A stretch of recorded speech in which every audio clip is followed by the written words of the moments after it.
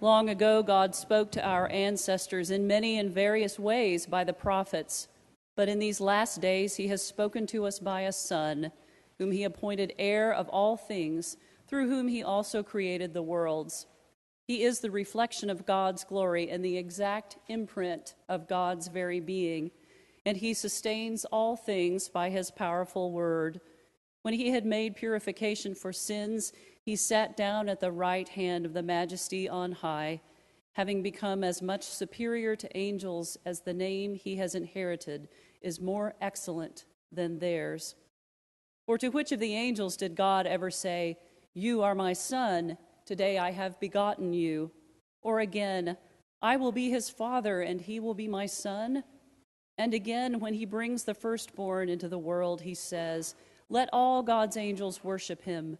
Of the angels, he says, "He makes his angels winds and his servants flames of fire." But of the Son, he says, "Your throne, O God, is forever and ever, and the righteous scepter is the scepter of your kingdom. You have loved righteousness and hated wickedness. Therefore God, your God, has anointed you with the oil of gladness beyond your companions." This is the word of God for the people of God. Thanks be to God.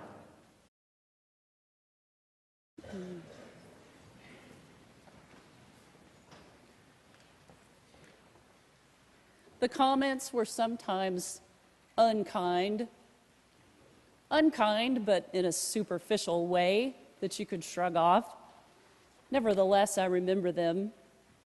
I don't know what it was about my old church that sometimes made people feel as though they could say just about anything to me and it wouldn't have an effect on me.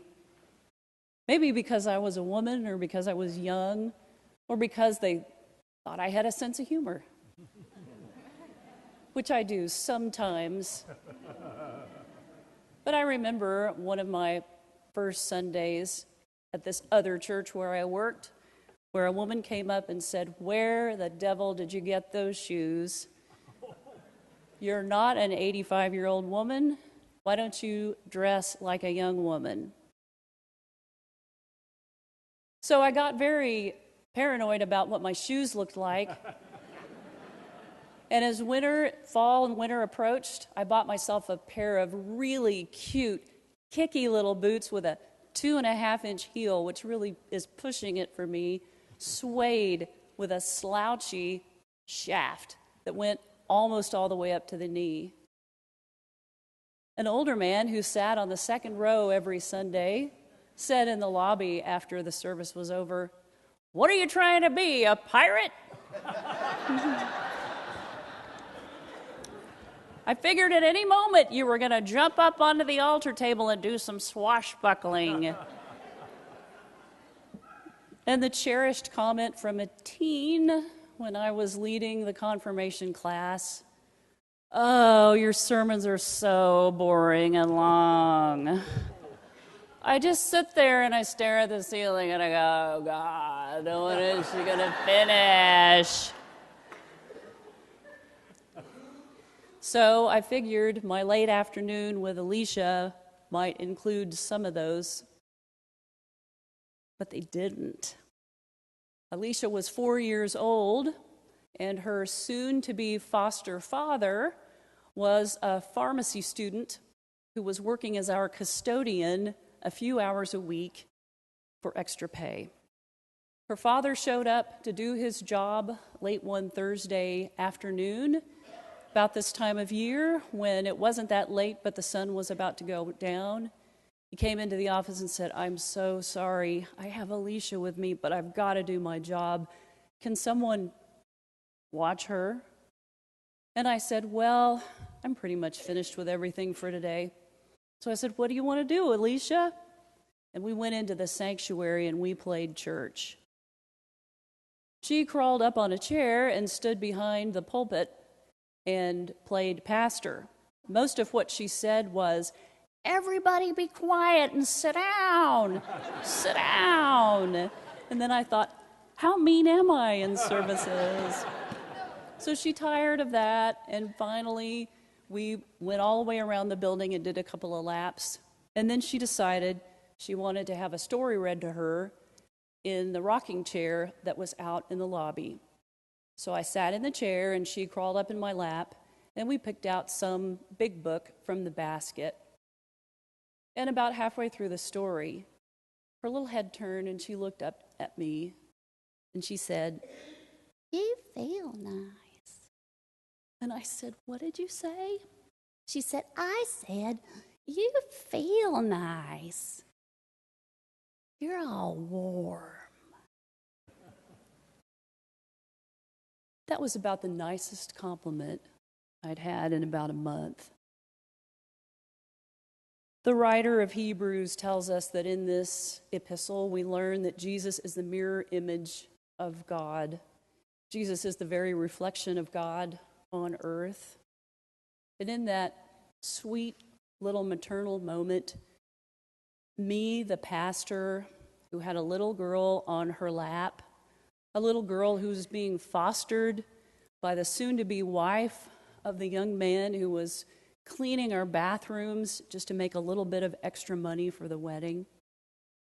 In that moment, she was being Jesus for me, and I'd like to think I was being Jesus for her, being a safe and warm, comfortable adult who was watching over her and hopefully letting her see that church is a safe place and that church would always be there to care for her. Jesus is indeed the mirror image of God on earth, and we look all around us for those images, especially when we're not feeling especially Christmassy, when the Spirit isn't really touching us all that much. Another thing that the writer of Hebrews tells us is that God speaks to us. You may not be a person who feels like you get direct messages from God, or you feel that God is speaking in complete sentences to you in your native language, but maybe you feel a brush of angels' wings, or you hear a line of a song that makes you think, or you hear something that your mother would have always said to you, and she would have said it again if she were still here. Sometimes we get a message from God, and maybe we don't realize it is from God. I went to the bank, I think it was today, it was many hours ago, to get a few rolls of quarters. And as I was standing there and the teller was helping me, she asked, "So, are you ready for tomorrow?" I said, "Tomorrow? I'm not worried about tomorrow at all. I don't know if I'm ready for today." And she said, "Well, what are you doing today?" I said, "Well, I'm a minister at a church and we have 3 services. The last one's at 11 and I'm supposed to preach." She said, 11 p.m.? I said, "Yes." And I said, "My problem is it's 11 a.m. right now and I feel confident that I know exactly what I'm going to say, but that is 12 hours away, and what if I forget?" And this disembodied voice came out and said, "He will help you." It was a little spooky till I realized it was Vicky in the next teller spot.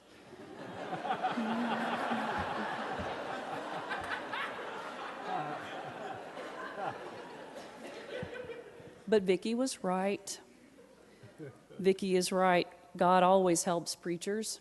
God always helps all of us in moments when we're wearing a little bit thin, when we feel unprepared, when we feel like we can't go on one more step.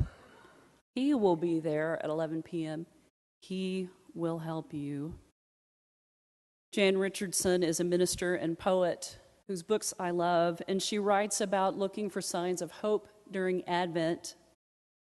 Her poem says, "We see the signs, but cannot always divine their meanings. You call us to move forward, not always knowing whether what we grasp in our hands will prove to be a seed of hope or a thorn in our flesh. Train our fingers that what brings life we may with persistence hold, and that which wastes our souls we may with grace release." The writer of Hebrews also tells us that Jesus was a gentle Messiah. Being one of us, Jesus learned how to be merciful with his fellow human beings. Jesus in Hebrews is labeled as the great high priest. And so we might think of a great high priest as someone who is high and mighty and judgmental, who looks at us through squinted eyes, ready to tell us that we've done wrong, or we've fallen short, or we could have tried harder. But Jesus instead is this gentle Savior, this Son of God with whom God was well pleased. Jesus is the model to whom believers look. Jesus said, "Let the children come to me." And maybe some of those children said, "You feel nice. You're all warm." How would the world feel if it sat on your lap? Would you exude warmth? Would you exude gentleness? Oh, me, not always. But in my best moments, I hope that I try to mirror what Jesus modeled for us while he was here on earth. There's such a build-up to Christmas Eve and Christmas Day, isn't there? So often by about noon on Christmas, especially if you have small children living with you, you feel like it's just about over. You move on to the afternoon, maybe there's football, maybe there's a nap, or 24 hours of your favorite movie, and you've already moved on to looking through the newspaper or looking online for what sales are available and what you're going to do with the rest of your week. My grandmother, long after she had said goodbye to the small child in her life, would always take down the Christmas tree on the 26th. Always. There were no 12 days of Christmas for her. And so it came to an abrupt end. I know so many times growing up in this church, I would leave and think, it went so fast. All of that wonderful time of being in the choir or being in the congregation or just being there for a service, it went so fast. And now we'll go to bed and we'll wake up and we'll have Christmas and then it'll be gone. So many popular songs say we wish Christmas would last all year. I think it would wear most of us out, but we sure wish that spirit of Christmas would last all year, when people feel compelled to say godly things to one another and to surprise each other with gentleness and with kindness. I know every Christmas Eve that I can remember, and we'll say it again tonight, we closed with a benediction that says, "The Christmas candles will burn out, the carols will die away, and all of the radiant, song-thrilled season will pass." My sister and I would always look at each other when Dr. Biggs read that, and we would mouth the word, "Bummer." The candles will die out. The candles will burn out. The carols will die away. And all the radiant, song-thrilled season will pass. And Mama will take down her tree. And the wrapping paper will be wadded up and thrown in the trash. And we will have to figure out what to do next. But that's not the punchline of the benediction. The punchline is, "But you alone, the eternal, remain, and you are enough." You alone, the eternal, remain, and you are enough.